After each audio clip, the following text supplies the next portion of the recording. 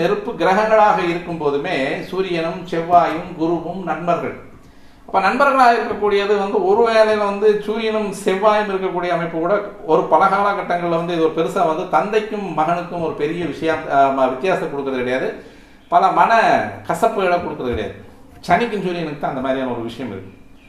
அப்போது இந்த ஆட்சி சூரியன் அப்படின்னு சொல்லக்கூடிய சிம்மராசி, மூலத்திரிகோண சூரியன் அப்படின்னு சொல்லக்கூடிய சிம்மராசி, அதே மாதிரி உச்சராசி அப்படின்னு சொல்லக்கூடியது மேசராசி, நீச்சராசி அப்படின்னு சொல்லக்கூடியது துளாராசி. அப்போ இந்த இடங்களில் சூரியன் வலு இழக்கக்கூடிய சூரியன் துளாராசிலையும் 70% 75% அல்லது 50% 60% மூலத்திரிகோணம் அப்படின்னு சொல்லக்கூடிய சிம்ம ராசி, இது பெஸ்ட்டாக இருக்கும். ஆனால் இங்கே சனி எந்த விதத்துலையும் திரிகோண சம்பந்தத்தில் கூட வரக்கூடாது.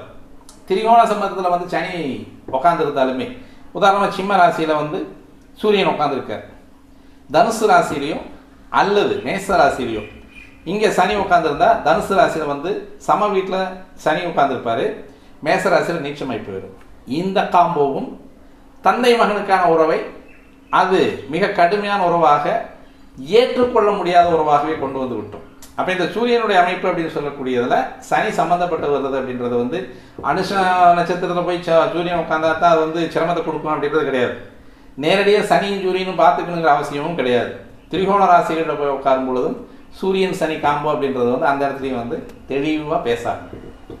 அப்போ இதை விடவெல்லாம் இந்த சூரியனுக்கு பலம் அப்படின்னு சொல்லக்கூடிய இடம் பொதுவாக 10ஆம் பாவத்தில் சூரியன் ஸ்தான பலம் அப்படின்னு சொல்லுவோம்.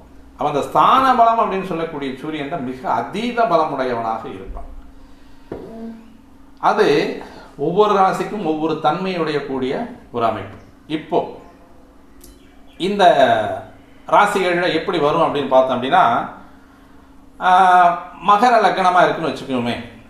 மகர லக்னத்துக்கு சூரியன் ஸ்தான பலம் ஆகக்கூடிய அமைப்பில் துளாராசி நீச்சமாயிட்டு சார். இது இப்போ இந்த துளாராசியில் இருக்கக்கூடிய சூரியனை நீச்சமாக எடுக்கணுமா, ஸ்தான பலம் உள்ள சூரியனாக எடுக்கணுமா அப்படிங்கிற கேள்வி வரும். 10ல் சூரியன் ஸ்தான பலம் தானே, நீச்சமாகவே இருந்தாலும் சூரியனுடைய அந்த கதிர்வீச்சுகள் எப்பவும் குறையாது, வீரியம் குறையாது.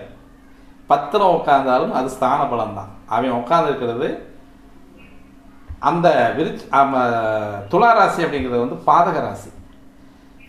இது ரொம்ப டேஞ்சரை கொடுக்கக்கூடிய ஒரு அமைப்பு. அதாவது நெகட்டிவ் பாயிண்டில் எடுக்கக்கூடிய அமைப்பு மகர லக்னக்காரங்களுக்கு. சூரியன் அப்படின்னு சொல்லக்கூடியவர் துளாராசியில் உட்காந்து நீச்சமாயிட்டார் அப்படின்னா